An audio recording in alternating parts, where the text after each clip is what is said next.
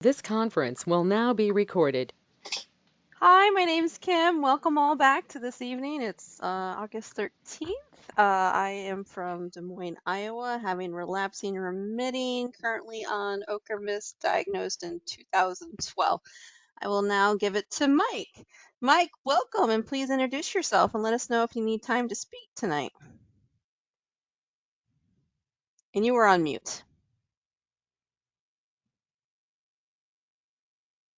Yep, you're still on mute.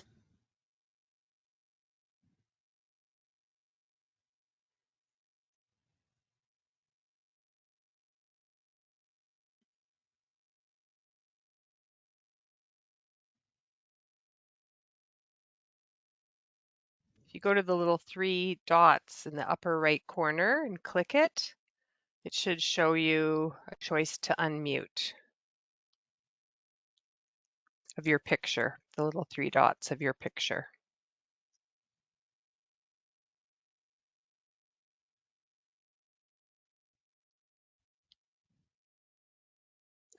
There you go. Much better, thanks.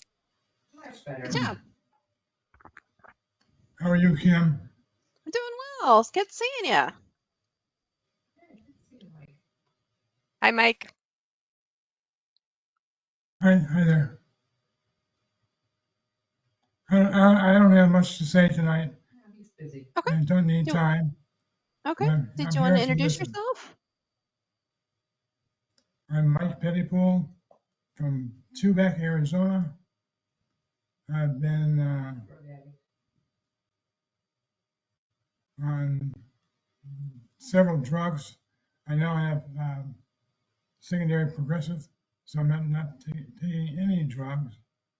Although I've heard about some new formularies that uh, seem to hold some promise for secondary. But I'm hanging in there and doing just fine. Good. Good. Good to see you. Glad you made it. Tim, welcome. Introduce yourself and let us know if we need time tonight to talk. Tim Olmsted, living in Southwest Oklahoma. Still have absolutely no idea which version I have because I still haven't been able to get a full complete diagnosis, driving me absolutely batty. Um, Dealing with it as best as I can, although unfortunately lately it seems like I've had some kind of progression with the numbness in my outer extremities. My feet and legs are starting to get a little bit worse, so that's fun. But other than that, not much has changed aside from location where I'm at now, which is last time I talked to you guys was about 30 minutes the opposite direction from where I am now. Did you need time to talk tonight, Tim? Not particularly, no. Okay. All right. Thank you. Frank, welcome and introduce yourself, please. Let us know if you need time tonight. And you are on mute. You're on mute.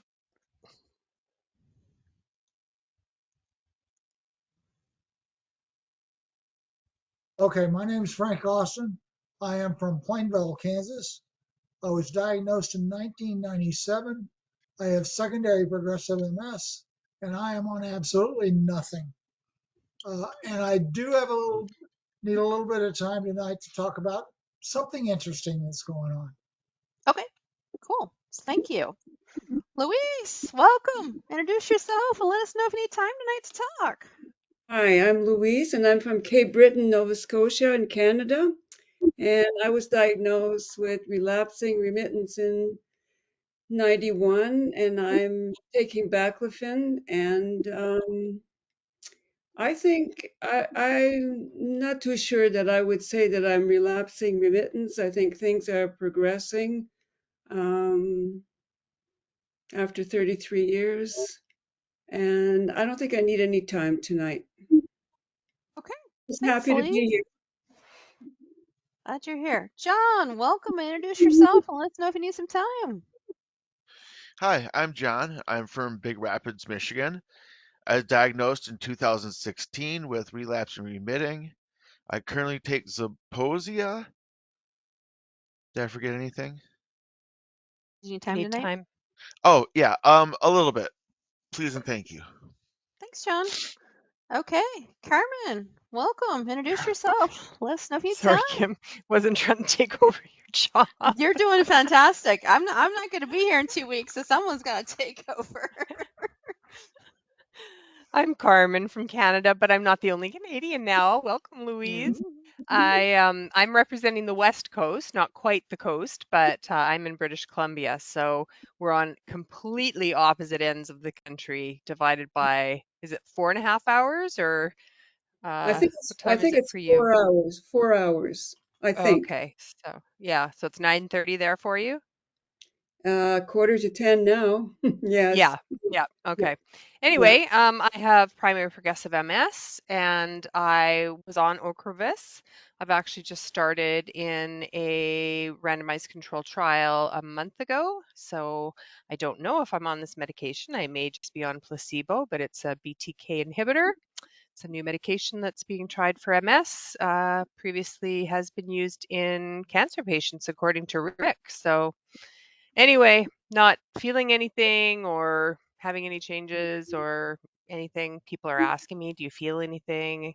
Is anything changing? And I keep saying, well, the medication isn't really going to make any changes. It's just meant to stop further progression. So anticlimactic. But anyway, that's my story. And I don't need any time as of right now. Okay, Yeah. thanks, Carmen. Michelle, welcome. Introduce yourself and let us know if you need time this evening.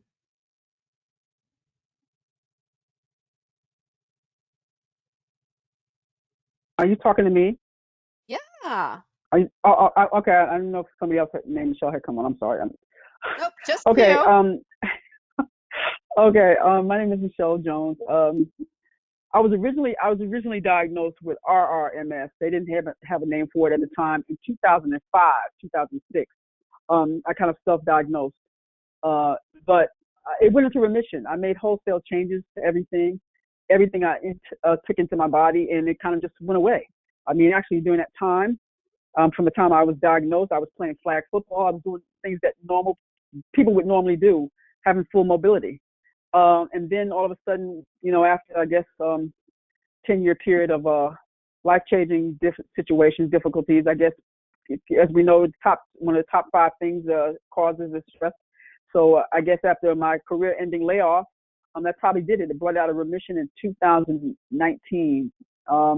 Woke up one day and half my body couldn't move, and I'm like, really, what's this? And I went to the VA, and they said, oh, it's MS. I said, what?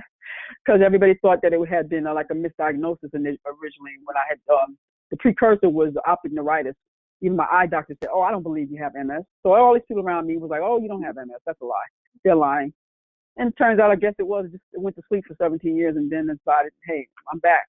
So I'm on glutamine acetate, taking a shot 3 times a week. I would like to try something more aggressive at the time if I could, but I don't want. I'm very much a homeopath. I don't like contraindicators, so I don't want something that's going to stop one thing but it's going to give me cancer on the other side. So I'm not into drugs, and that's why I think about it to this day, because I refuse to take drugs. Even at the time I was diagnosed with it in 2005, I refuse to take any drugs. I'm not taking any drugs. I think that's what y'all are trying to do, trying to put me on drugs. And I was anti-drug, and I still am, but I refused to take any drugs for it at the time. So who's to say that what I could have done, maybe I could have stopped it then in its tracks. But I didn't take any drugs at the time, and it went away. It went away. I never had any other problems, and I was living a very vibrant life at that time. Like I said, I was playing football, flag football, doing all the things, riding bikes, going in mountain biking, and so I guess this is the fact that it's come back with a vengeance. It's kind of like my payback, I guess, if you will, because it's like, well, you had a good 17-year run, but now that's enough. So now I'm taking drugs, which I no.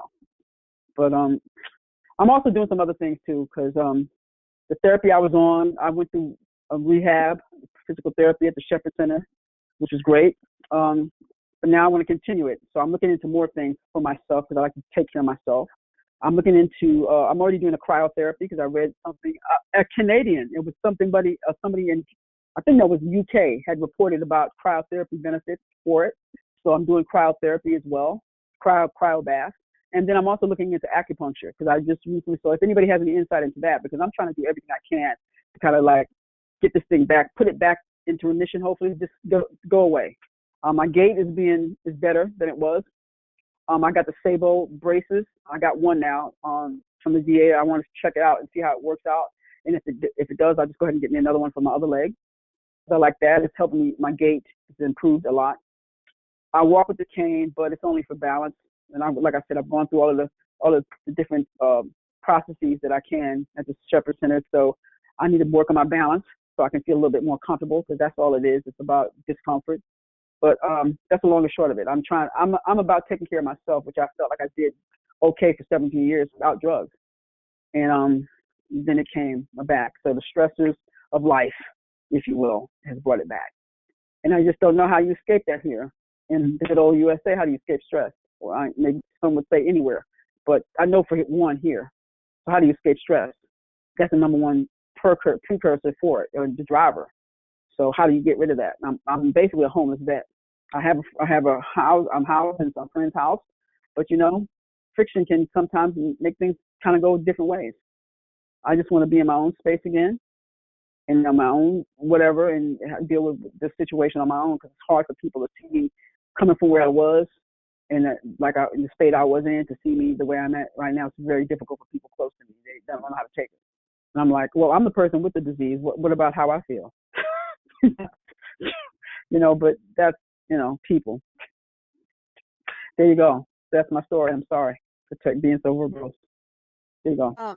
Michelle, I know that Rick talked to you about the veterans group that we have at AnCan. Were you able to hook up with them at all to help navigate the VA system?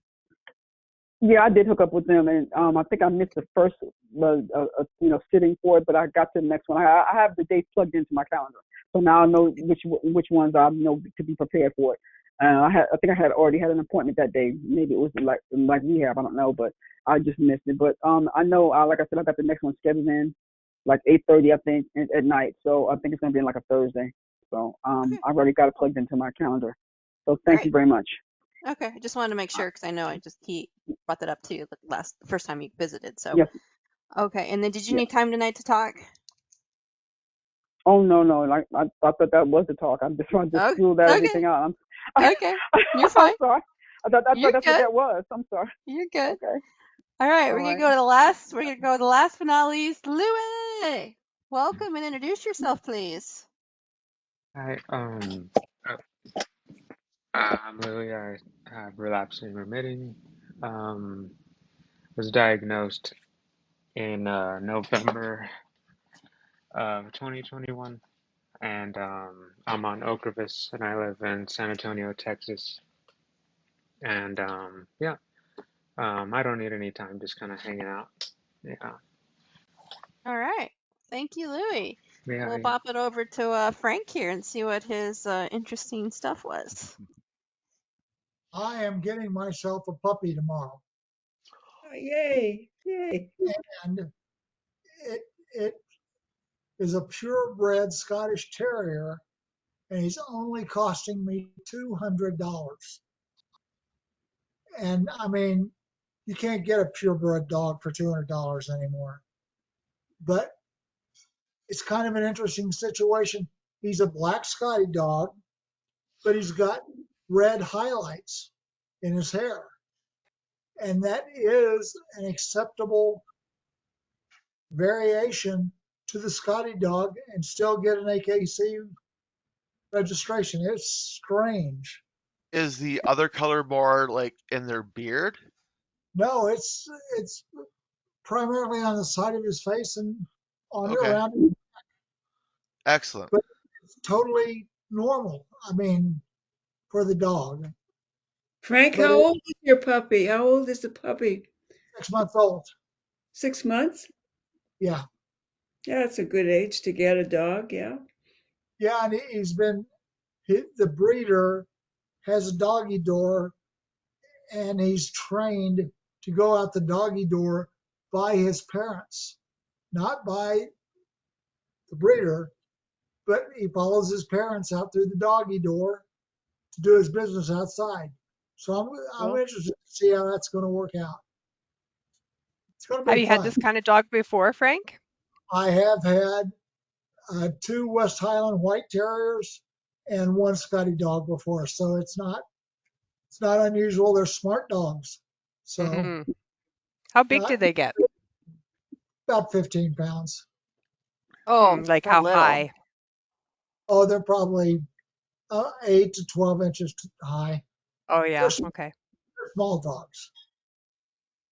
When's the last time you had a dog, Frank?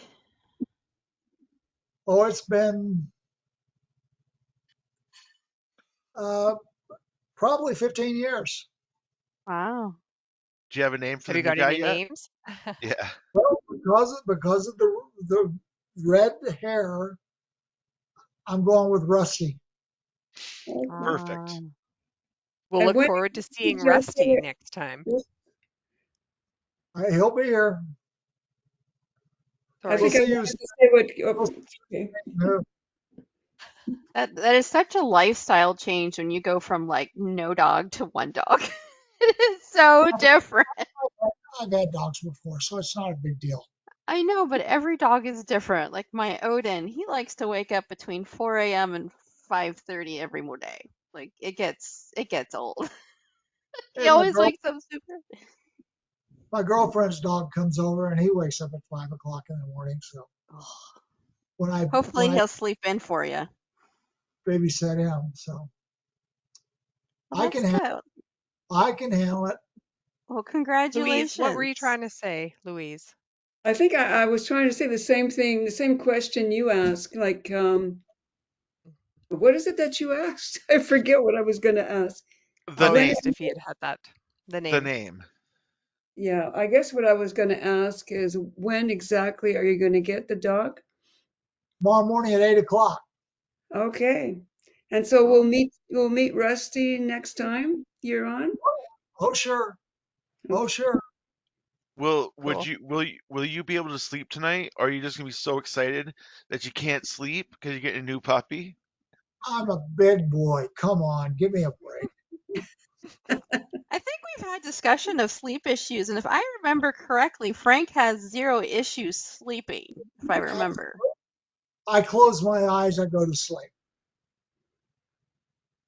I don't even have Piece of, to close my eyes these days. I can just fall asleep. Yeah. Well, that's great. Well, in 12 hours, you'll be united with your dog and get to take him home with you. yeah, Exciting. well, I have to tell him, let him know, hey guy, you just hit the motherload.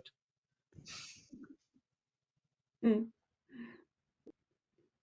That's cool. Okay. John, what did you want to talk about tonight? Oh, just the past couple of weeks of things like Melissa got to go on her trip, on her little Mm-hmm. respite trip. Um, Because your she friend was was going gone. to stay with you. Yeah, my friend came up to stay, and Melissa went away, and things were really good. Um, but we chose to fly her Delta. So if you remember Delta from 2 weeks ago, uh, Mm-hmm. she got the Delta ing, and so she had to arrive a couple days late. And then there's some mix up with the rental car for Melissa, and just a lot of things. But it was a nice time. I got to catch up with my friend, but I hadn't seen her in a while, like talked to her a lot in a while, and I was just like thinking, wow, this person is not what I remember her being. So there were some uncomfortable times, but not that many. And once my parents found out that a friend had come up from um, Atlanta, Georgia, up to Michigan to visit, they randomly showed up on a Saturday afternoon. Like, hey, we're downstate. Can we come over and say hi? Like, yes. Like, go ahead. So of course, I feel like that's just my parents finding out and then feeling guilt tripped because it happens whenever someone comes up to stay for a day.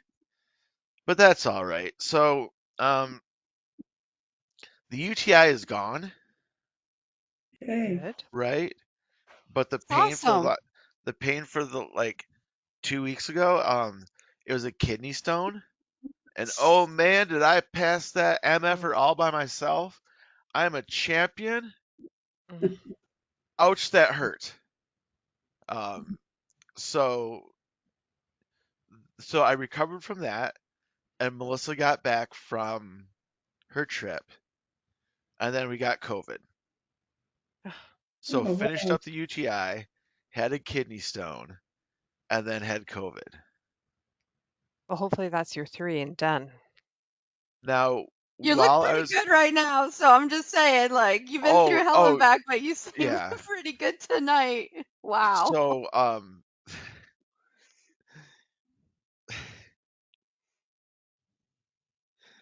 Spit so it out. Melissa and I have COVID, and my fucking in-laws come to visit from Missouri.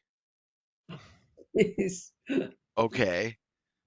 It's been a trip that has been planned for months, and they came up to do a lot of stuff, but then we sent the in-laws home with COVID. Like, Oh, wow. enjoy. Thank Wow. you for coming up and helping us and bringing us stained glass windows that you made yourself, father-in-law, and all the cool things that you did. Here's your prize, you know. But I did not qualify for the main COVID treatment. You guys remember what that's called? Like Plaxivit or something like that. Yeah, Plaxivit. Yeah, I didn't qualify for that because of MS medicine. Hmm. And so I had to do the 4 pills twice a day. So for 5 days, I was taking 40 pills a day. Wow. Eesh. Did Melissa qualify for the other ones, or did she not get medication because she doesn't have MS? She did get medication, but she did not qualify for that one either. Mm. And this is the best part. Medicine, nowhere to be found in my city. Nowhere to be found in my city. Melissa had Wow. to drive in an hour each way to pick it up. Mm. Why is that, Mm. John, that you had no medicine? We are a very, very small percentage of people. There's maybe, let's say, 20,000 people in the whole county combined. So, when there's Detroit nearby, you're going to send most of your stuff to Detroit. But we found it was just an hour drive. Melissa grew up an hour away from St. Louis, Missouri. So an hour drive is just like going to visit the zoo or something. It's not a big deal. Um, so yeah, that was cool. All those pills, and yeah, I'm feeling a lot better. It worked for me. I don't think I had any relapse, which is a nice feeling because um, new people that don't know, I started using my wheelchair because I had COVID the first time. So I was really, really nervous, anxious, scared that I was going to, something else was about to come. Like, what could get worse? Well, and then, the in laws came over. Are they doing I'm, okay with the COVID? yeah, yeah. I'm joking. Actually, they're very, very lovely people. I mean, they came up and organized the pantry so that I could get the things easier. Like, I could get stuff like a bag of popcorn, and then instead of having the air fryer bottom, have the microwave here. Mhm. And redoing all the cupboards for Melissa. And you know what? Mom-in-law actually painted the whole kitchen Wow. Wow. just because she was there. Wow.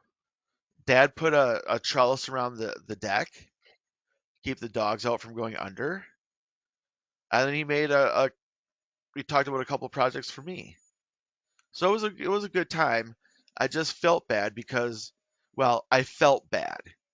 Like I was just Yeah. tired, and 2 weeks of not being like in my space. I mean, we're all, you know, creatures of comfort. We know our space. We know how to get around our space. Like we know how many wheelchair pushes it takes to get to bed, or what's the best way to get around here. And just having a lot of that stuff, like, Oh man, there's two people in my house right now, like just doing stuff.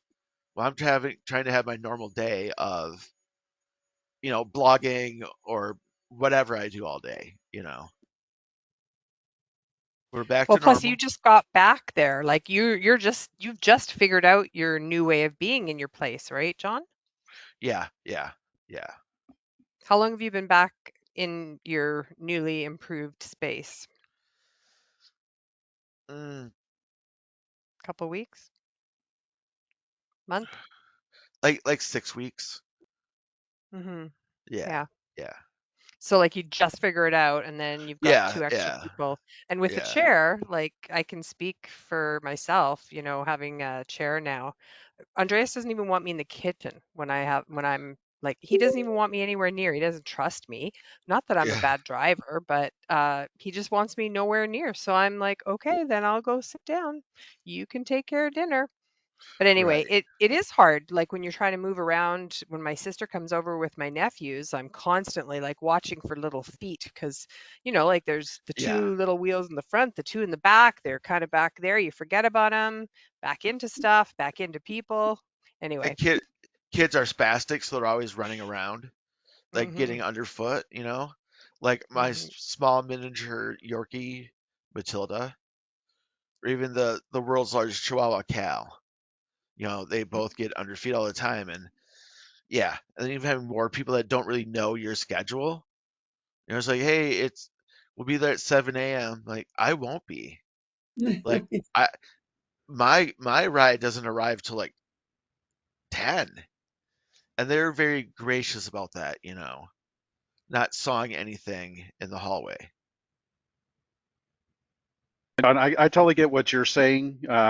Like when we were in the middle of the move, like I really couldn't do any of the moving really myself, Yeah, and we had to get one of my mother's friends, uh, two of her daughters, and one of her sons to come help do us the move. And like yeah, these girls, like the teenage girls, like did way more than I could possibly do, and I'm just sitting here sitting on my hands and I'm going like, oh man, I feel so bad. And these kids are just totally owning me at moving everything. yeah. So I totally get it. No, absolutely, absolutely. Um, I wish you could find more help in our area to help with stuff. Um, but of course, disability and blah blah blah, all that stuff still happening. But that's okay. That's far enough back in my mind that I don't have to worry about it for like 3 more minutes. I don't have to worry about it until 3 more minutes from now. I have a question for manual wheelchair users. How can you tell when your tires are getting a little flat? Like, how hard can you push down on the wheels to like squish your hands in there? Should they be all the way up tight or have a little bit of give to them? Mine are hard. Okay. Mine are hard. Yeah. Okay. I'll put some air in there. think I think it gets too difficult if they're too squishy, unless you need traction or something. But I think it needs to be as firm as possible, unless there's different tires. But probably Sure. for just the efficiency, because otherwise it's too tacky and sticky, right? Yep. That's actually what I was thinking. So, yeah, I need to find like a pressure gauge, because I can take these wheels right off. Yeah, sit on the couch, pop them off, test them. Hmm. I've got a pump, blah, blah, blah. So, yeah, big question Pump that it I was up. wondering. Yeah. Pump it up, pump it up. If they blow up, you did it too hard. Thanks, tips.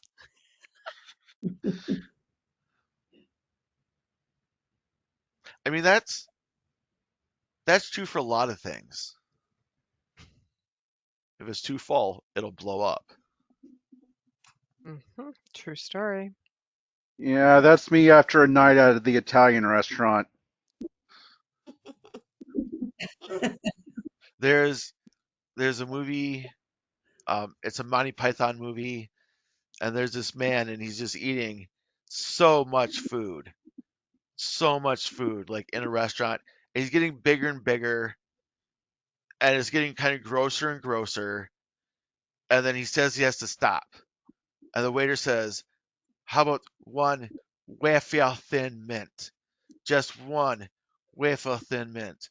And he eats the mint and just blows up everywhere. He only had room for, didn't even have room for a mint. A wafer thin mint.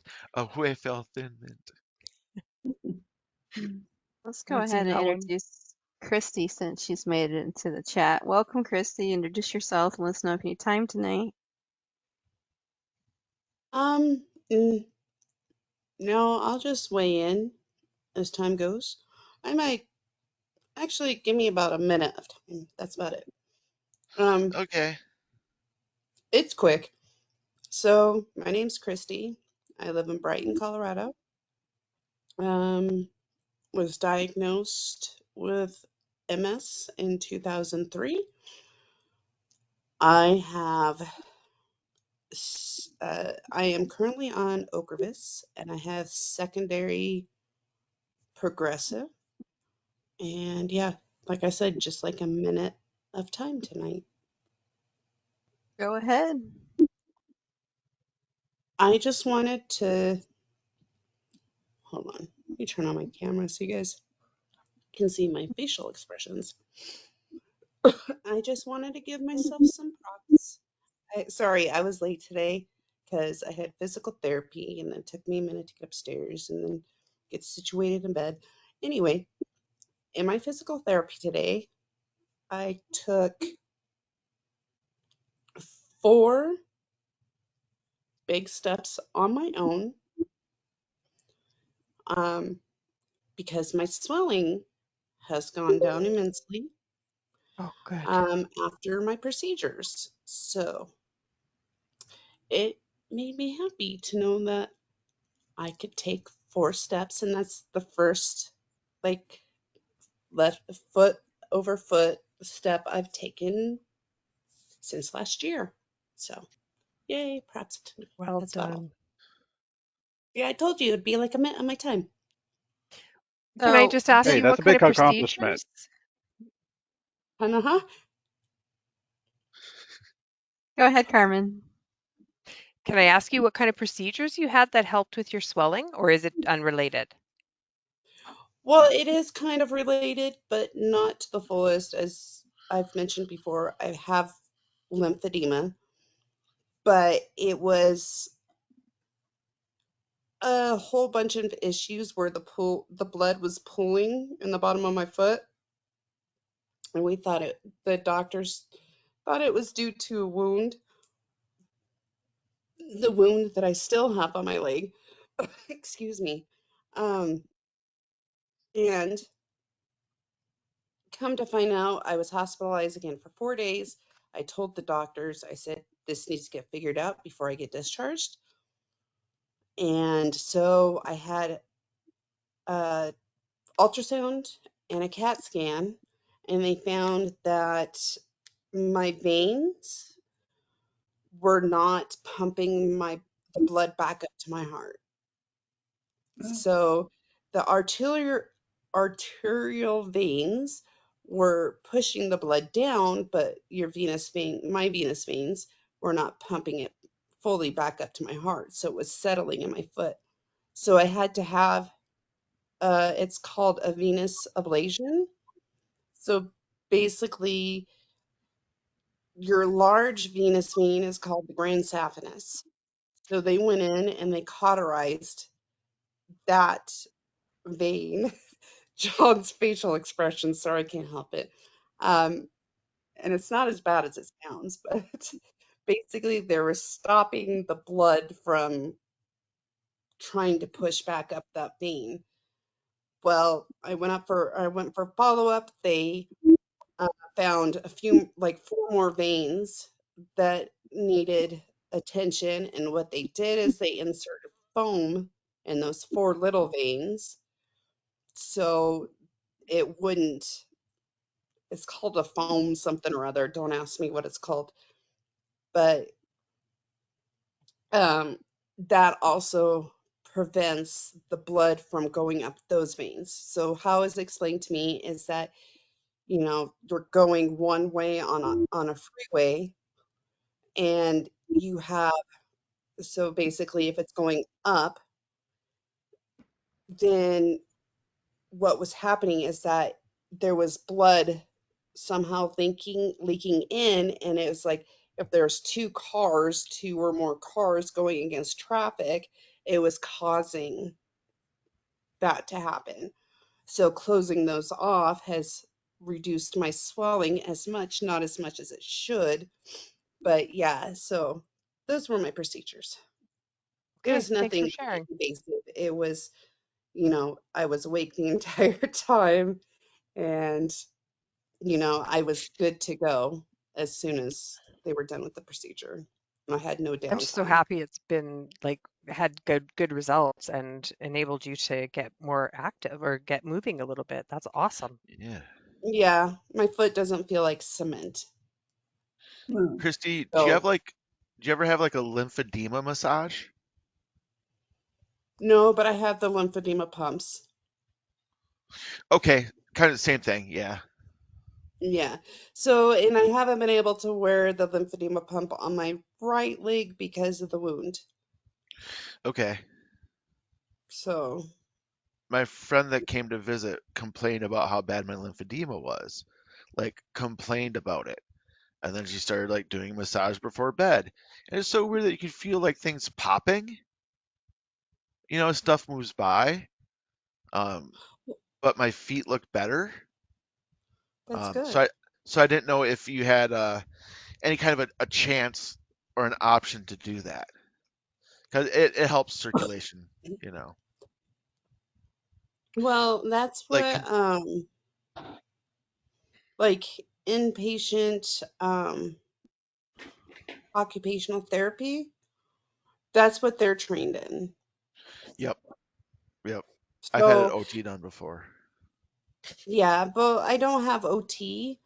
Um, all I have right now is PT. And, that's a lot of it is because, you know, I don't know, we have a chronic disease, Yeah, one, and two, everything since my spasms and spasticity has not like 100% gotten back to my flexibility as it was before. okay, So before all of that, and I think that was in 2022. Yeah. So so it's been over. Christy, do you still have the baclofen pump? Yes, I do. And how is that working for you? It's working good. I go every 3 months to get a pump refill. Okay. Um, I think that due to my weakness, um, with my muscles in my legs, that's the reason why I just can't get up and walk because I've been in a wheelchair since 2021, and Hmm. it's caused a lot of weakness in my legs. Yeah. Um, yeah, so it's just I do have to go every 3 months to get my baclofen drained and refilled. It sounds awful, but it's not. I don't even feel the needle go into the pump. yeah, Yeah. Um, so, but I can tell when it's getting low. But I also have it's called a PTM on days that I feel like I'm having rougher days than others. And Um, so that's to help you with spasticity, right? correct. Yeah. But it gives micro doses. I can't know doses. Micro doses 24 hours a day. Okay. So it's not like taking a pill, Yeah. um, which the pills were causing me a lot of, I was falling asleep everywhere. Yeah. Yeah. So So with the baclofen pump, it kind of evens it out better. So the pump is something physical that, like an implant? Yeah, Okay, it it's just has got like a an pump. Sorry, go ahead. yeah, it's got like a intrathecal. Am I saying it right, Kim? Intrathecal. Hmm. Yeah, so it's got an intrathecal tube that attaches to your spine and goes to the pump.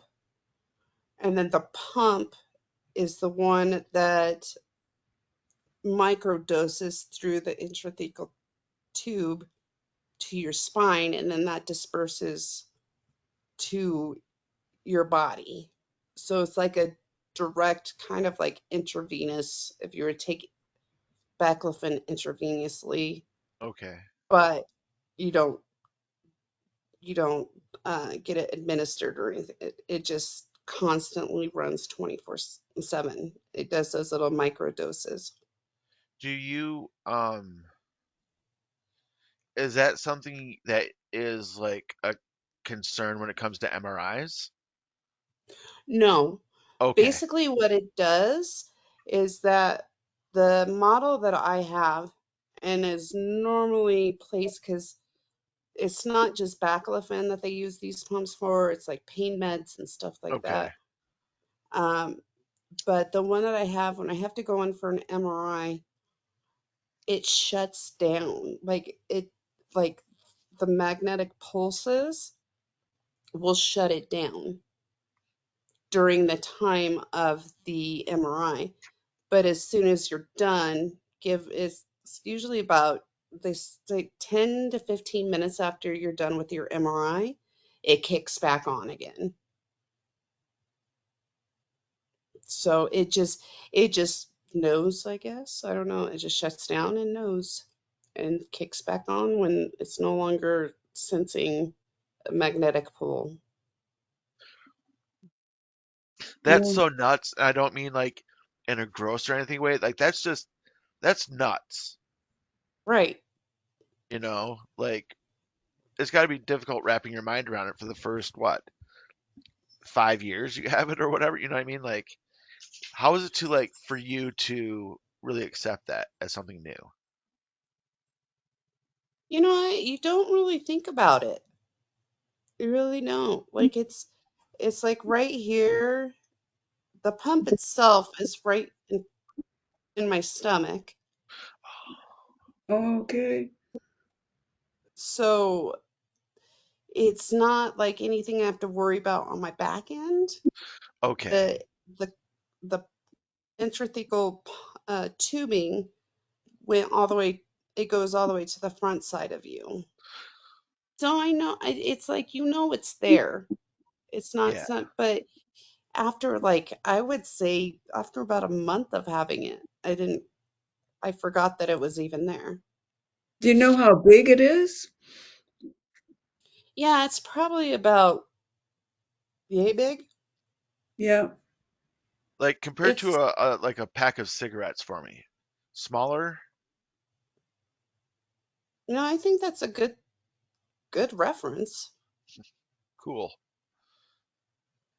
But it's shaped kind of like a teardrop. Yeah. But yeah, I would say it's shaped probably, I guess, I don't know. It's hard to describe what the shape is.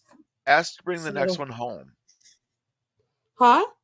Ask to bring the next one home for show and tell. Well, let me see here. I bet I could look this up on my own, but Wait, let That me is just Christy's got awesome see. though stuff that on there. just be like with the baclofen pump because you're having so much spasms and now getting the lymphedema under control and then having, your PT support. That's so awesome that you were able to walk, Christy. That's such a Oh, major accomplishment because we all know yeah. what it's like when you're wiped out and I mean, I was there 2 hours ago. I was downstairs trying to vacuum for my company coming today. And I'm like, what the Right. hell am I doing down here? I can't even walk right now. Like, Yeah. Jesus. But anyway, just the PT and just being able to walk again, that must be such a huge feeling. Like, what an accomplishment. Yeah, It is the only thing, like now we're working on, like, because of me being in a wheelchair, because of the spasticity that I was going through, um, and it was hard at that point to even straighten out my legs. Now we're working on the straightening of my legs. Extension, yeah. Well, you've been sitting for a while, so it's not like you're going to just jump up and run around the room, but you'll get there. You've got some Yeah, positive things eventually. happening. True, eventually. So let me see here. Maybe I'm thinking it's in a teardrop. It's a circle, but it feels like a teardrop because of how it's like the way it's built. So let me see if I can kind of blow this up a little bit. So if you look at this here, let me see if it'll come on. Do you see? God dang it.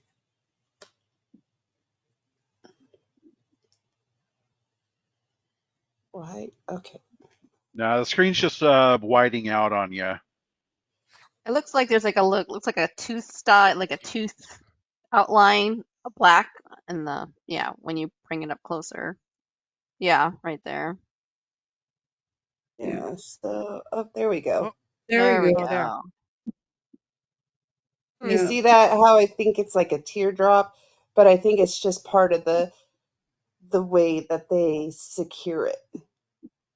Hmm. How It's much like do they a put in there? piece. Do you know what the quantity is? Um, no, I'm just curious. not off the top of my head. That's okay. Yeah, no Um, problem. It looks like one of those things that tells you your table's ready at Applebee's. You know what I mean? Like, yeah, Yeah, does it yeah, flash? yeah, Does it vibrate when No. it goes off? but when battery's low, it'll start beeping, and that's like my biggest worry is that when the battery gets low, it'll start beeping, and then how long will it take for insurance to approve replacement or new?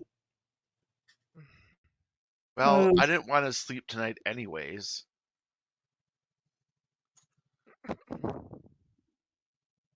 That's a terrible thought. So, Yeah, can you stop I'm the so sorry. beeping like you can with a fire, with the smoke detectors, or do you have to just like listen to the beeping and they're like you just have to go into your doctor's office and sit there and like we can't stand the beeping, like, "Hi, welcome to my world. Can you Like, get this figured out?" I imagine like you just push in your belly button and it turns it off. no, Instead of squeaking when you because can press you your belly. imagine that if that was available as an option, how many times people would turn it off and forget to contact their doctor, Yeah, and then it everyone, completely dies? everyone, because with MS, like we're forgetful and stuff. Good thing batteries are so good these days. Hopefully you don't have to worry about that for a long time.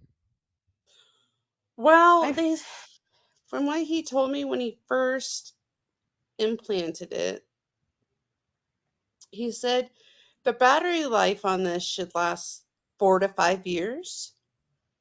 But I just saw him this last Thursday to get a refill, and he was telling me about how he had just put one in another patient 2 months ago, and the battery had already started failing. So ah, I've lucked out to where mine's lasted this long. I got mine put in December 30th, 2022.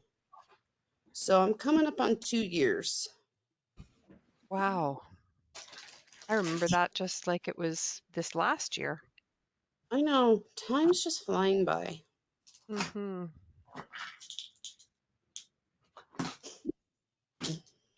But yeah, notice how my minute turned into like 20?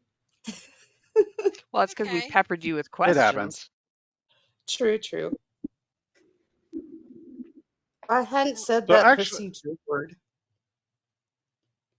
What's that, Tim? I was going to ask a completely different question on a different subject if we had the time. We got some time. Everyone that wanted to speak tonight has already spoken, so My question, and this is kind of pertinent more towards my situation. Is there anyone else here in the group that found out that they had MS and they've had no history of it with anyone else in their family? Yeah. Okay, because Yes. that's been my problem, and it's why my doctor does not want to give me the full diagnosis yet because I don't have any members in my family that have it, so she's kind of confused as to why I would. Oh, that's I was, crazy. That's crazy. I know a lot of people with MS that have no family members with MS, and some do, but I know some that don't. So, I mean, I don't. yeah, They used to say it was not genetically linked, which was such That's right. bullshit. Yeah, I still hear people say that. I'm like, I don't okay, but know well, would why you like they. to come meet my sister and my mother? It's not I a mean, prereq. right. I mean, crazy definitely runs in my family. I mean, it runs in through my family like a marathon, but not MS. so I wonder why, like Carmen, for you, like it sounds like it's a genetic situation, and I wonder Yep. why in some families that's a situation, and then like in others it's not. Well, we're genetically predisposed, and the three of us grew up in the same area in Saskatchewan, and we suspect that it's probably linked to DEET or DDT and exposure to some kind of neurotoxin, probably. because of all the farming, right? And the Yeah, and mosquitoes. Like I lived in a small town, and I remember playing out in um, the park, and they'd drive by with those fogging trucks, and we'd just oh be wow, immersed in it. My grandpa had a butcher store, and the flour company used to supply like poison because they'd store it in the storage shed, and the mice would be everywhere. So like they were, like they supplied the poison to go into the flour storage area. yeah, Oh, I mean, it was just like life was a lot different 50, 60 years ago, right? that's right. Yeah, yeah. If you've ever heard of Dow Incorporated, they make Oh yeah. saran wrap, kind of stuff like that. Okay, and the river that they're on, that the company's on in Saginaw, Michigan, is called the Tittabawassee River. And you always joke, well, like you don't fish downriver from Dow because who knows what you'll catch. But yeah, we fished there all the time and ate the fish, and who cares? Like I said, it was like a while ago. We didn't know anything was bad about that. And again, just being genetically predisposed to it as well. It's crazy, man. We don't know anything about this disease yet, it feels like Hmm. most days. But Tim, this is really frustrating for you not having a diagnose. Yeah, it really is because um, basically what started all of my frustration for stuff like this was in August of '99 in a car wreck. I was nearly paralyzed. Uh, Anterior fracture to the L1 vertebrae that struck my spinal cord. Took me about 6 months to be able to walk decently with a cane, and about another year and a half to lose the cane. But I ever since then I've dealt with tremendous amounts of pain, just complete chronic horrific pain that just debilitating. And I've had doctors from that point basically tell me that, oh, well, we can't figure out what's going on with you. We've done scans on you. We can't find anything. We don't know why you're in pain. So it's probably just functional. It's in your head. Wow. And so I've basically, ever since then, I've had doctors tell me that this is all in my head, tell me that I'm a pill seeker, I'm looking for drugs.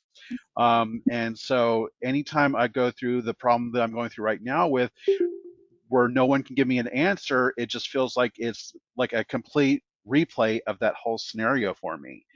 And like, if you had all watched reruns of the Golden Girls, the episode where Dorothy is going through and looking for a diagnosis and trying to figure out why she's always so exhausted. The two episodes were called Sick and Tired.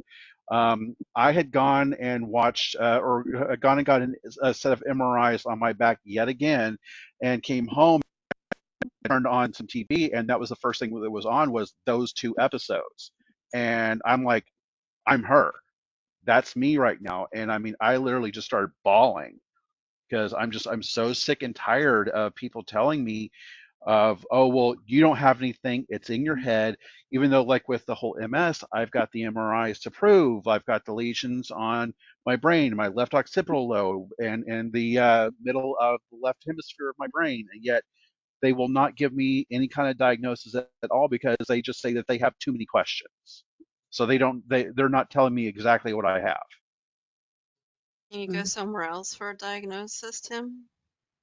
There's only two places in the area close to me. It's either OU Medical at Oklahoma University, or it's at UT Southwestern in Dallas. And literally, OU Medical, the wait to get in for an appointment for them is about a year. UT Southwestern, I can get in within like about 2 or 3 weeks. So literally, I only have one place that I can go to at this point. And So like, do if they I still can't, have you? huh? I was just gonna say, do they still have you as CIS? They won't give me even a preliminary diagnosis yet. They're just saying, yes, you have lesions in your brain. Yes, the symptoms that you're describing are MS usually related, but yet none of them will actually tell me under no confusions or whatever, this is because of MS. I Well, mean, I literally Do you have a have you what? thought about contacting OU and seeing if you can at least schedule an appointment and see if you can get on their wait list?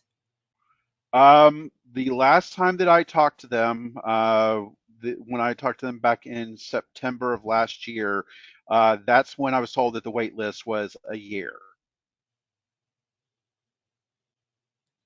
So Well, it doesn't hurt it's to right reach now out to it's, them again if you're getting frustrated. yeah. And so it's definitely very, very frustrated at this point when I would just honestly would like to get someone to say something. The other problem that I have with them giving me a diagnosis is the fact that most MS patients usually have two or more O bands. Some have four or more, and I'm apparently one of the rare ones that I only have a single O band. But yet I have information that verified that there are people that have a single O band and have been diagnosed with MS. But yet that's one of the things that's preventing my doctor at the MS clinic at UT Southwestern from actually saying, yes, you have MS. It's like the two things I have against me right now is that one, I don't have any members in my family with MS, and two, I only have a single O band.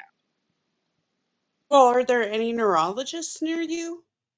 I did see a neurologist, and she's the only neurologist for about I'd say about an 80-mile radius, and she's actually moving up to Oklahoma City. So there's not going to be a neurologist in my area now. I'm just in a really, really bad area for support.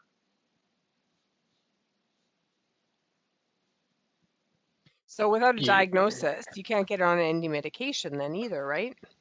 I can't even get steroid infusions. Jesus.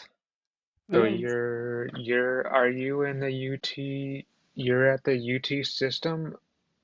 Uh, or I'm trying to understand if that's okay.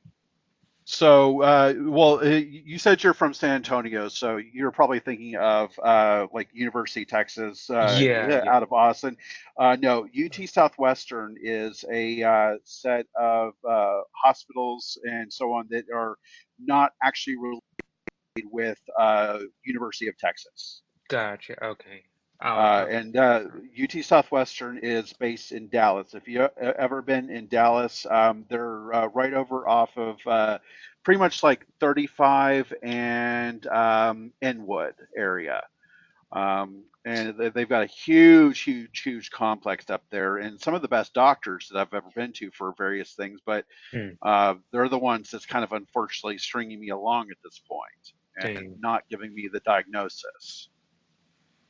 That's, yeah. I mean, I think that's, wow. Yeah. Um, none of, no one in my family had MS, but both of my parents had or have um, autoimmune disorders like uh, psoriasis and ulcerative colitis. And my neurologist at that time said, "Oh, that's, kind of nonchalantly said that's probably why you got MS." Not, I know there's no like, we don't have any definite answers, but he said that, that's probably those coming together, like I came out with this. But I think that's kind of rough that a doctor would want your parents to have an MS diagnosis to diagnose you. Mm. Well, And yeah. I don't think they're necessarily looking for parents. I think they're just looking to see if I had anyone in my family, Mm-hmm. which I don't. My mother said that she knows she's got one like really, really far distant cousin, like 4 or 5 times away from us that does have it. But I mean, they're so far away from me genetically, it's not even funny. Mm-hmm. But other than that, I mean, yeah, we've got tons of stuff in our family. I mean, diabetic. I also have hypermobile Ehlers-Danlos, which that's lots of fun, Mm-hmm. by the way. Yeah. That Mm. might be one of your problems, Tim. I have a friend that had diagnosed with MS, and they didn't want to diagnose her with that because she had the Ehlers-Danlos. Like they didn't want to diagnose her with Ehlers-Danlos because she has MS. So that might be your sticking point right there, because they don't want you to have Well, I both mean, disease states with the Ehlers-Danlos and MS. There's some weird thing about crossing those streams that could be your problem. that would prevent the diagnosis or help the diagnosis. Prevent the diagnosis of MS. Wonderful. Look at research into that. I'll have to do that. But yeah, that I've had that for my whole entire life. Right. Because of that, I've literally never. I mean, aside from car wreck, I've never in my life broken a bone. Even though I have had so many falls that a normal person would have broken a bone, but I never have. Also, one of the key things that I have that most people get is I don't wrinkle. I'm in my mid 40s and I do not have a single wrinkle on my whole entire body. And that's actually a very common trait for people with Ehlers-Danlos that we do not wrinkle as we age. So people think even though I have the gray in my beard, people think I still look like I'm in my 20s. Are I guess you that's not willing to? that's one of the not so bad side effects, hey? Yeah. Yeah. Eh, Tim's found the uh, fountain of youth. oh yeah, trust me, that's a great fountain of youth to have. Yeah. Mm-hmm. Are you willing to travel further to see somebody to potentially diagnose you? Because, I mean, when you bring the Ehlers-Danlos, then you make yourself complicated, and then having the car accident. Are you willing to go somewhere further away? Are you willing to travel to like a specialty place or If somewhere I where can they're get used to my seeing the atypical stuff? if I can get my insurance to cover it, and it's not going to cost me an arm and a leg and maybe a couple fingers, yeah, I'm willing to. But I mean, at this point, I would love to even just be able to get an infusion of just steroids. I don't care if they don't want to give me the main medications right now. If I could just get some steroids to make me feel a little bit better. I mean, that would do They wonders for my mindset right now. they don't usually give you steroids unless you're having an active flare. Well, that's the thing, and I think I am right now because, like I said earlier before we started the recording, I think I am having one right now because the numbness in my feet and now is going up my legs. At this point, if I were to run my finger along my shin bone on my right leg, I can't feel that at all. And that's been a new thing that I've noticed that started happening within just the last couple of weeks. All right, I'm going to ask you a really random question. Um, Okay. when you sit, or do you have to like lean forward a lot to get rid of any kind of back pain or anything like that, or weird pain in your legs or anything? Back pain is kind of a bad indicator for me because of the car wreck. Right, I've literally because yeah, I've dealt with back pains for the last 25 years. okay, 'cause I just had back surgery a couple months ago, and I thought a lot of the sensations and stuff I was having in my feet and my legs was MS. And then I got the back surgery, like, oh no, no, that was stenosis. That wasn't MS. That was my back. But I'm just it's hard to tease out because you've had that car accident. So that would be a good thing to have them to try to distinguish. Is that something that's MS? Is there something in your back that's worsening? Well, like I said, I mean, the back pain that I've had has always been centered around the actual spine itself. Right. But I've dealt with getting sciatica for a long okay, time. so you've had sciatica with the pain and the numbness down Yeah, your that legs I and know, feet. and I know Okay. this numbness is different from the sciatica. Okay. Um, the main way that I know that it's different is so starting probably about a year and a half ago, I started noticing that my toes, especially on my right foot, would start to go numb at night whenever Which I was laying in toes? bed. It's For the most part, it's the four smaller toes, and every now and then the big toe will go out as well. Um, when it gets real bad, I can't move them at all, even the big toe. I'll seriously sit here trying to look at my foot, willing it to move my toes, and nothing, not a thing. Um, Are you having pain but in your feet too or not? I do get pain in the feet, yes. And that can be really annoying as well. Um, but the when I started noticing that my toes were starting to go numb, since I live in Oklahoma, a medical state, I'm sitting here thinking, okay, is this happening because I'm trying a different strain or something, and this is something that's just normal? And so I asked a few of my friends, if you've ever tried like a different strain, does it ever like make your feet or your toes start to go numb? And they're like, no, this is never a thing that I've ever heard of in my life. I'm like, well, crap. And then when I started looking at all the MS stuff and doing some research, I looked at one of the first main symptoms of this stating numbness in outer extremities. And I'm like, oh crap. That's where this is coming from.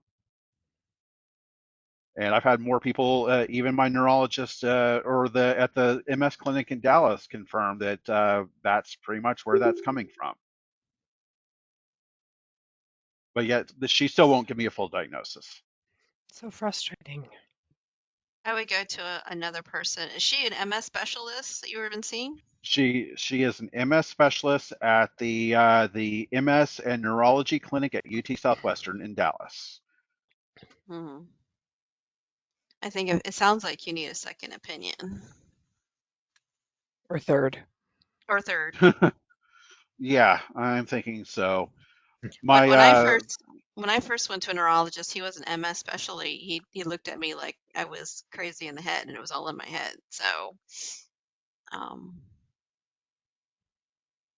So you know then what it's like to have someone basically tell you that it's all in your head and you're crazy and you've got nothing wrong with you. It's Yeah, that's uh, super it's frustrating. demoralizing. It is demoralizing, and it makes you feel like, like, because I wouldn't go to someone if I thought it was like, I would have.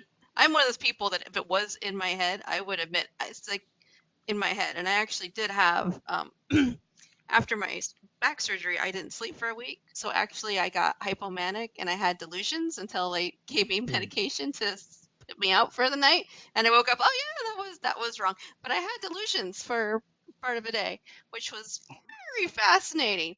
But once I got sleep, it was very obvious that yes, that was not correct. That was made up. That was not true. But man, during that time, it was very real to me. And when I went to my doctor, my primary care physician, to tell her like, "Hey, all this happened," she was so beautiful because she didn't look at me like you're insane. You're like, you're having all these mental health. She's like, "Of course you had delusions. You were awake for like a week straight." Yeah. So that was just really refreshing. Like, yeah, well, duh, yeah, anyone will get delusions if they've been awake for a week. So that Oh was yeah. wonderful that she had that reaction versus like, I don't know, and so I was like, thank you. Um, but yeah, anyway, Wow. so that's interesting. Yeah, so unfortunately my life right now is just a Gotta go. Sorry, Bye. Tim, I have to go to bed. Leaving in the middle of your conversation. Good night, everybody. Good night, Hey, Louise. Louise. Bye. Bye. Bye.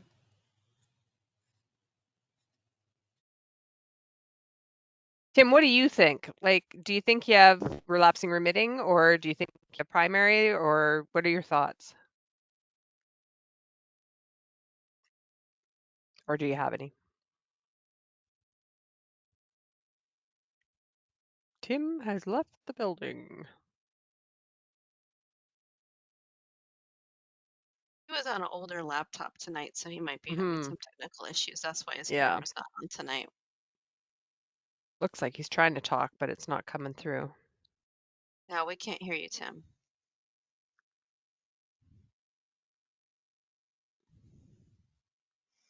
If you need to, you can try to dial in with your phone or leave the chat and come back in, Tim.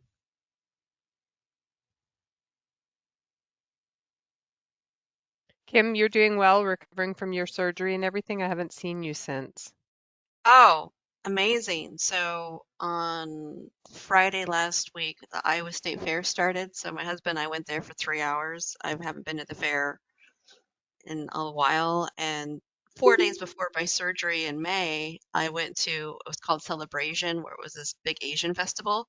And it was great because I'm like, do I really need the surgery? And like, I couldn't walk around because it was just so painful because the pain would just shoot up. And like, Friday, I could walk around with my husband, no problem. I would need breaks and sit down, but it wasn't because of my back was in, excruciating Mm, pain. So massively huge difference awesome.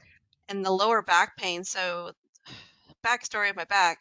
So when I was in 7th grade, I was in acrobatics, and I got two pars fractures on both sides of L4, L5, high up. Mm, So with time, I developed spondylolisthesis, grade 2, where my part of my vertebrae was pushed forward, and then that was also creating the severe stenosis at L4, L5, where all my nerves were all just scrunched up. Um, and when I did the x-rays leaning forward and leaning backward, the surgeon was like, you move way, like it kind of freaked out on me. Like you, the amount that you move on x-ray is way too much. Like that's just not most people.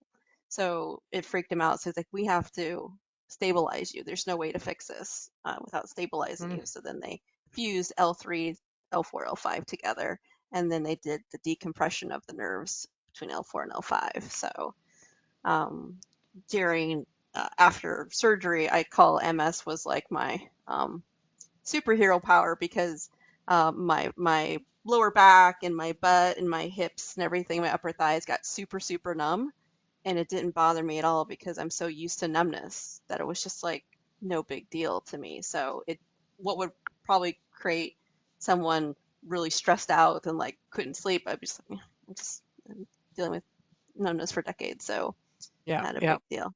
But it cleaned up a lot of the weird sensations I had in my feet and my legs, which really surprised me. So I'm like, oh, maybe the Hmm. stenosis thing was really a, and now I can stand up and walk around. And I got back into the pool about 3 or 4 weeks ago, Oh, good.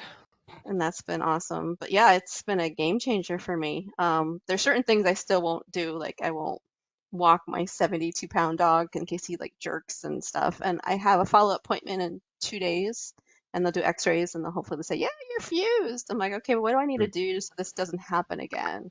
And I've been really conscious about, since I had to lean forward all the time with the stenosis to relieve it, I'm very conscious now about sitting up straight, not leaning forward Hmm. and walking. I don't know, you guys, it takes like 2 weeks to really, because when you stand up, you want to go to your old position. And it took about 2 weeks to reconfigure, like, Hmm. okay, what, and you learn that you have so many different ways to hold your body because your spine's kind of long. So you can, and it was just fascinating to try to figure out what was my new position, and it took about 2 weeks. So I'm doing much better on my posture and everything. So, but That's it's, awesome. Are you walking like without a cane or a rollator or anything? yeah, yeah. When I was exercising, because they said, like, oh, by 6 weeks you should be walking like 2 miles a day. I'm like, sweet. I was walking 2 miles. I could walk 2 miles a day by day 4. They Oh were my really, gosh. Wow. they were really surprised because most people that do that surgery, they don't walk a lot or amble because they're in so much pain. And I had spent so Hmm. much time in the pool working out that I was very, very Fit. strong. And because I was really working the like core muscles, really, because to get out of the chair and off the toilet and out of bed, that was like my goal to be able to do that myself. I was like, my husband Hmm. is not going to wipe me. I'm going to wipe myself. I'm going to get my pants up myself. And I did. Hmm.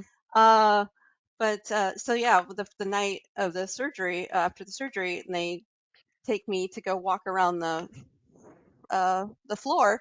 He's like, well, just scoot over to the side, and just popped up. And he's like, well, that never happens. Like, so they all kept looking at me like I was nuts. Like, how are you doing Did this? I'm you like, what? really have a surgery? Yeah, like, are you really? And I'm just like, but I really prepped hard. Where I worked out in the pool all the time, and Good for you. I highly. That's why I've been on some people. I've been really like, you need to go to the pool because it was, I don't Hmm. think I would have recovered as quickly without all that pool work. And I did have a couple days, I needed a little help getting up and down because I have MS and I got tired. But, Yeah. um, but yeah, what did you have? What was your question, Michelle? Yeah, I just want you to echo on what you were saying because strangely enough, that's one of the things I was going to incorporate into my outside the training. I mean, this training that I had or something. I was going to add the pool to it, and then unfortunately they closed it until October. So I actually need to find another one. But it was they have sessions for people with arthritis and multiple sclerosis. So I was like, okay, cool. So you do recommend that is what Great. I'm saying. Oh, absolutely. The pool is so amazing because there's so many things that you can do in the pool that you can't do on land. Like to do crunches, like so you have like a noodle and you put it behind your back and you can do crunches or you can do bicycle and there's just a bunch of I had my PT. I was doing PT for my back before I had the surgery, and I'm like, what exercises would you recommend for the pool? So he gave me a bunch of pool exercises to do, and uh, and just that buoyancy is just so great. I kind of got addicted to the pool because it was one of the few places I could be where my back didn't hurt as much. So I became a pool rat, guys. Mhm. And Did it help your gait at all? I mean, that because that's the one. I mean, I feel bad when I listen to some of the stories because I at this time don't have some of the other things, the physical things like the back pain. I'm like, oh God, I'm mhm, dreading that. yeah, yeah. So the only thing I have is my gait, and I have a very kind of a uncouth kind of person I live with who says I walk like a. I'm not gonna use that un-PC word anymore. That she just doesn't care. I walk like a R person. You know. I said, "You so uncouth." But I have my gait in my arms and how I move. It just kind of like looks like I'm kind of like, oh, I'm disabled. Yeah, I am. But anything I can do that, that's what I want. Anything I can do that can help with my walking. That's what I really want. My walking and my balance, or looking like I'm going to fall over. So if the pool, I'll find another pool. I'll just have to find another one. But I want Well, whatever I can do. I do know, Michelle, that sometimes like hotels and stuff, you can pay like a small amount of money and they'll let you use their pools. So check around to that. If there's a hotels near you that have pools, and Okay. you can get like Okay. a pool pass. Like, hey, do you guys do pool passes? And I just Hmm. wanna, and I would check that out. Okay. But I have a lot of people at the pool, so it's such a cool where I go. My gym that I go to is a very atypical gym because it is like people with like medical issues and retirees. Like it is not, we have no daycare for small children. It is, and then we actually have a separate pool for, they actually have physical therapists there that work with people in the pool. I've never worked with them. They know me, but I've never worked with. So these people, there's a lap pool and then there's an exercise pool, and the exercise pool is like between 91 to 94 degrees or something, so it's a lot warmer. And I talk to people obviously because I'm a huge talker, but man, all these people there are so incredible. They either have had surgery or trying to prevent surgery, or this is what keeps them going. And they're in there doing all these things where some people are just walking back and forth. So you, Michelle, just might want to just go in the pool and just walk back and forth. Maybe try some leg exercises, see if anything helps. But the pool has been awesome for me. I know at least 3 people in the pool that had back surgery like me, so they were very insightful before the surgery. Like, I have all these questions. So, but these people are amazing because they know what works for their health, and they go to the pool, and they don't. No one cares what you look like. Like, and there's times when there's like multiple walkers or canes next to the pool, and I just think it's the coolest thing. So That's awesome. we get everybody in the pool, and then obviously they have the thing that you can sit in to get in and out of the pool too. A That gets lift. used a lift. Yeah, but check out the pool. I like I don't I wear a bikini top, but I don't wear like I used to wear swimsuits, but they were so hard for me to get out of because of the fatigue. So I wear, if you Google like swim leggings, they look like bicycle shorts except they go down to your ankles. I wear those at the pool because then I just have to pull down my pants and then I can go to the bathroom super easy because that was an issue. When you're in the pool for a long time, your bladder kind of gets a little, and it goes. So I wear that. Then I wear like a rash guard that has a zipper. But yeah, and no one cares. No one, actually, people are like, where did you get that or what? Because they're like, hey, I like that idea. I'm like, yeah, that's wearing a swimsuit is too hard to get in and out of, especially when it's wet. Especially when you need to go to the bathroom right away. So, but check out the pool. Michelle, I All was going right. to All right. say, like for walking, massage, and also I got a roller, like a muscle roller, because my shins, and well, the sides of my shins and then my calf muscles get so tight, and just rolling them releases some of that pressure. And I don't know if it's the fascia that's just getting so tight or if it's like the whole muscle, because they're not really in spasm. Like I know when they're in spasm, they're just tight, like I'm tight everywhere. And rolling is amazing. Same with massage. So that's another suggestion. I'm sorry. I kind of get kind of brutal with myself, and I know I shouldn't do it. I have a TENS machine, and I have a habit of just turning it all the way up. I mean, it's like I want results, so I shouldn't do that to myself. But yeah, I got a brand new TENS machine, and I'm just gonna put it on wherever I feel like I need to have. People say, well, don't do that to yourself. I said, what do you do to your heart when it stops working? You jumpstart it, okay? So don't tell me what not to do. But I know I should be mindful of that. But I just tend to turn it up and go overboard because I want it to stop. I want to be able to. They show these commercials with I guess for the drugs with people riding bikes. If I could just do that again. I was riding. I did some training on an adaptive bike recently, last week actually. So I'm going to be doing that with a group, adaptive riding. But I could barely get off the damn thing. Once I got finished, I couldn't get up. I was on the ground, and they had two Hmm. people had to help me. I said, "This, so that's I need one that sits upright." So I'm just saying there's things I can do, but I don't need to be going all out over, initially because, like I said, the adaptive bike sits on the ground. I can't sit low, even in the house. I have to have something to sit up. I don't want to be on a sofa that sinks me into the ground because I can't get up. Yeah.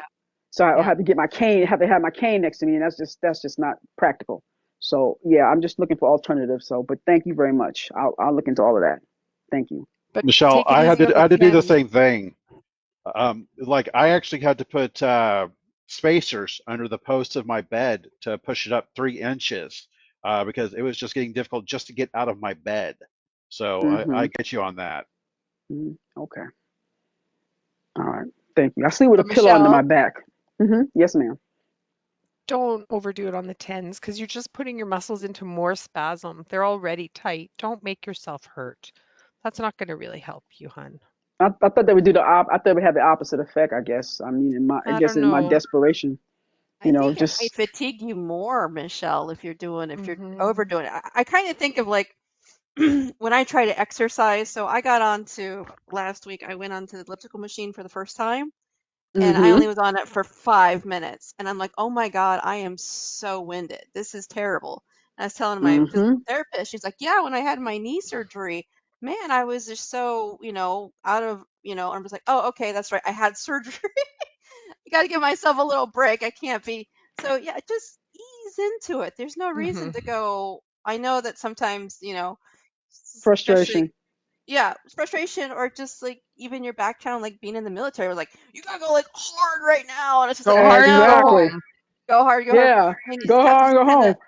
just Yeah. gotta kind of ease into it and like use the tens machine for so long and then see how you feel the next couple days. Was it helpful? Was it better? Was it worse? Like keep it. I would recommend keeping a journal, Michelle, because my brain, I Mm. have cognition issues. I'm not going to remember. So write what you did and how long you did it and the strength you did it, and then journal afterwards in the next couple days. Journal how it did, and then if you feel like you can go up some more, then go up. But just kind of do it in more of a what's the word I'm looking for, Carmen?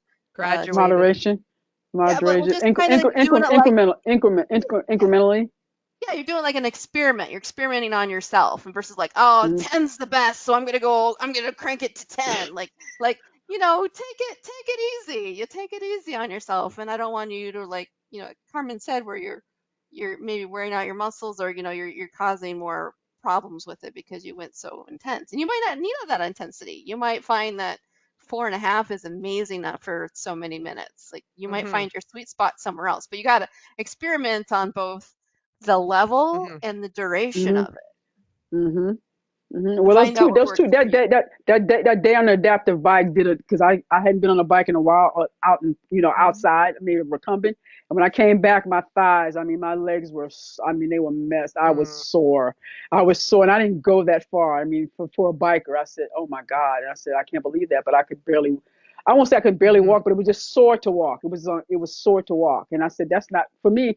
I had to remember, well, you don't do this every day like you used to. So don't think of it like you used to because you're not. It's not like you used to. It was nothing for me No, to do that.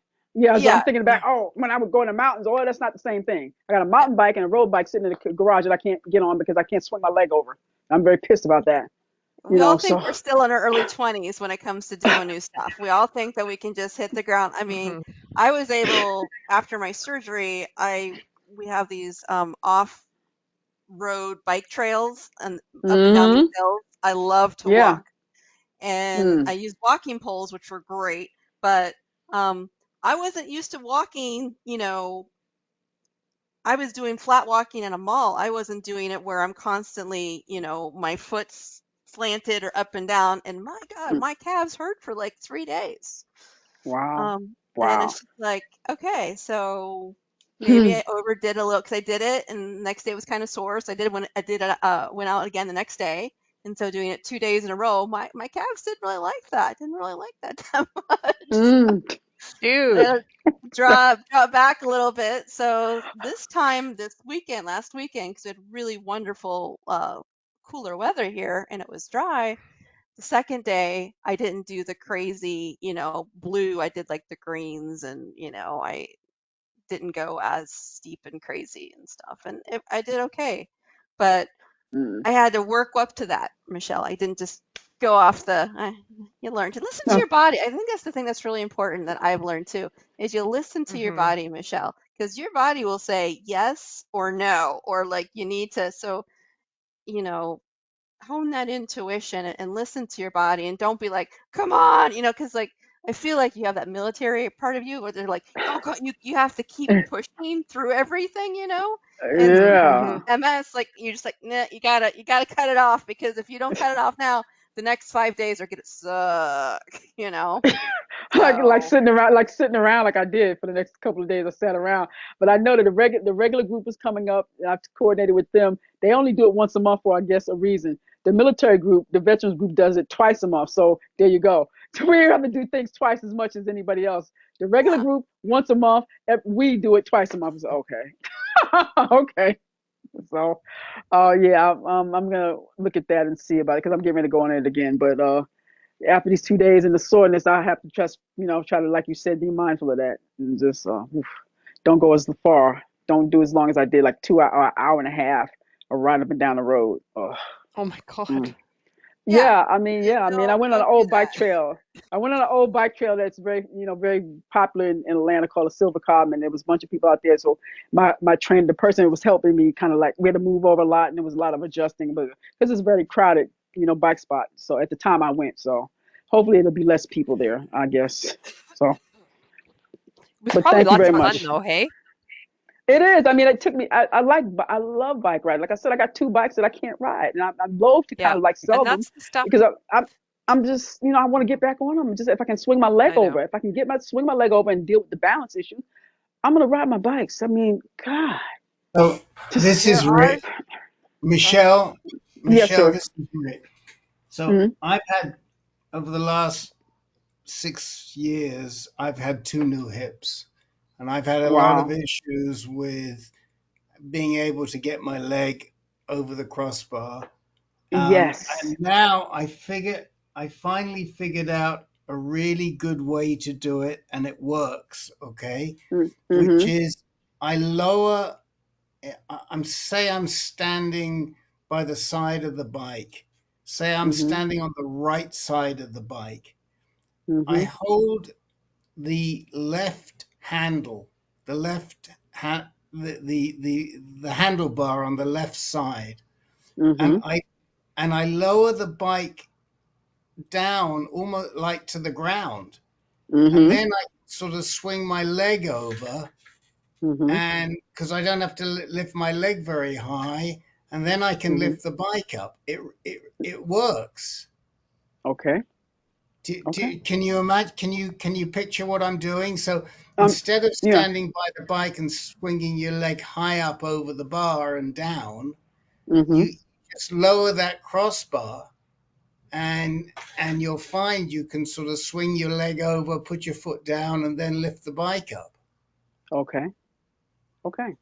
I would try You that. say, I would definitely try try it. that. I mean, anything to get me on it, because I mean, like I said, before this happened, I had just bought a new road bike. I had just literally bought one, and I haven't been able to ride it. I'm like so pissed off. I was like, you got to be Well, kidding me. try this. Try my method and see. I And would look, definitely do that, sir. and sort of you have to stand like astride. Mm-hmm. Your legs fairly astride. But Right. if you can figure out, the right angle, and you get it round there just in front of the back wheel, and then Right. you'll put your foot down, and then you lift the bike up. Mm-hmm. Okay. And it, it, I know it's sort of hard, it's hard to explain this, but No, I I see hope. what you're saying. I see it in my head. Okay, How great. I mean, Okay, yeah, I can see it. I mean, I can visualize it. okay, Yes. good. If Mm-hmm. you can see it Maybe in your have a head, you got spotter. it. Maybe have a spotter or do it by a wall where you can lean in case you don't have balance as you do this. Mm-hmm. I see. Yes. You don't get Yes. hurt. Because all it Yeah. I takes is don't getting don't your don't. foot tangled into the bike and boom, you don't want to be twisted up and falling. Well, that's why I don't have the connect. I don't have the ones. I don't have the ones that connected. Like the shoes that connect to the pedal. I don't have those. I took them off. I literally took them off. I don't want them to snap in. The snappies. Yeah. That's The probably bike really shoes. Hmm. smart, Yeah. Not. Michelle. Yeah. Yeah. Not for the road bike. The road bikes come with them, but I took that off. I said, oh no, can't do that. No. Hey, So, Michelle, but thank you. since you were Yes, sir. talking about Atlanta, if you Mhm. want to know of a really good place to try out Rick's method, I Mhm. used to live in Atlanta, and I know the perfect spot for you to go to.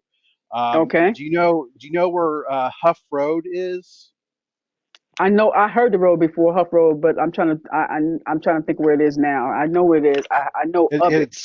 it's the West Midtown area. So if you're Uh, basically if you're coming off of 75 at 14th, mhm, take 14th over going west. That's right.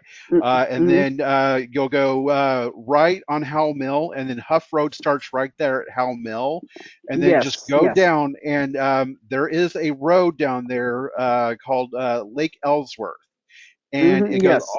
it goes all the way down to Chattahoochee at the end Mhm, where it's at the Top Golf. It is a mhm, perfect level straight area with no inclines, no declines, and lots of grassy areas. So if you want to try his method, if you're afraid that you might fall over and you're mhm, afraid of like trying it with hills or anything, that is the mhm, perfect place to go. I used to live right there. mhm. Okay, okay. Thank you very much, sir. Thank you. Oh, you're welcome. Okay. Hey, and Michelle, if you get on the Mhm. bike that way, you got to send us pictures, you know. Definitely. Oh, all right. Well, You good luck with know, that. Yeah, yeah. Good luck with if that. you get on, if you can get on the bike that way, you got to tell us. We want to see it, right, Miss Kim? Well, I would definitely let you know for sure. I would Thank Yep, definitely you. let you know. absolutely. And then don't, if a bike no longer works for you, see if you can get on a trike or something. To try. Well, I just sent the lady a request and asked her. I sent a picture of the one that sits upright, not the one that's on the ground, the adapter, but the one that Right, sits right. upright. I just Because sent her a picture and I said if you have them. yeah, because the road trikes that you like laid are really hard to get in and out of. But my Yes, mom yeah. went to I a had two. special adaptive bike store, and her Mm-hmm. trike is like sit up, and so it's designed that you sit down on the seat and then you Right. put your leg over.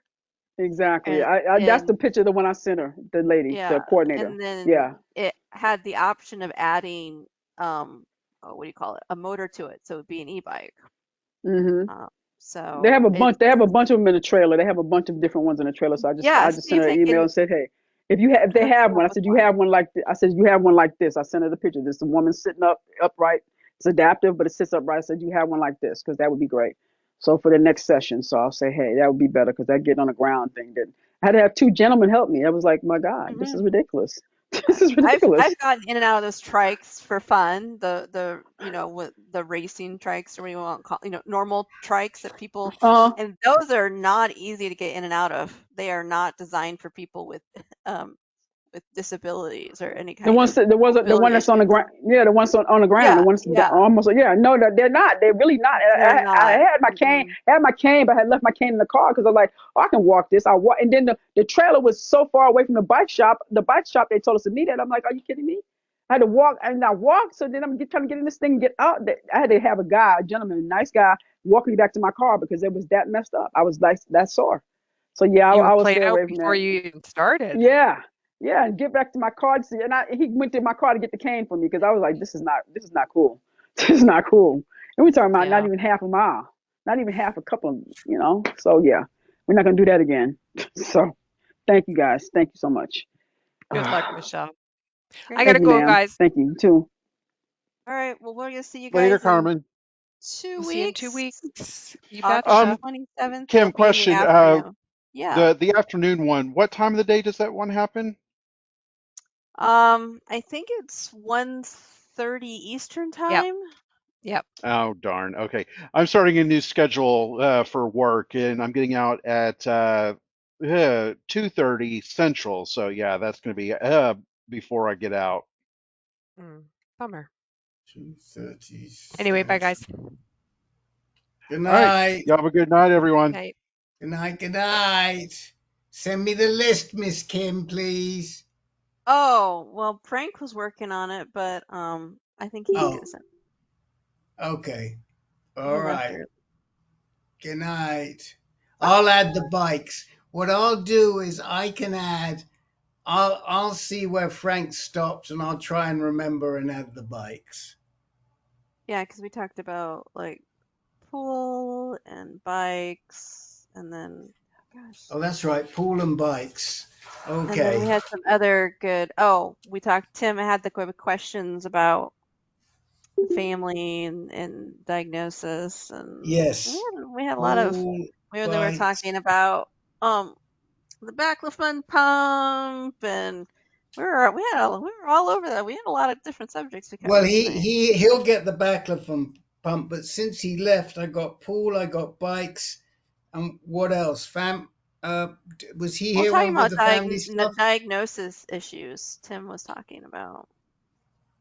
Okay. Well, hopefully we'll get them all.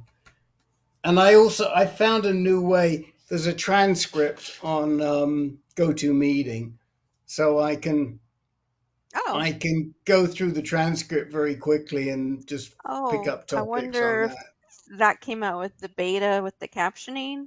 Then I don't that know. generates a transcript. I'm guessing. That's cool.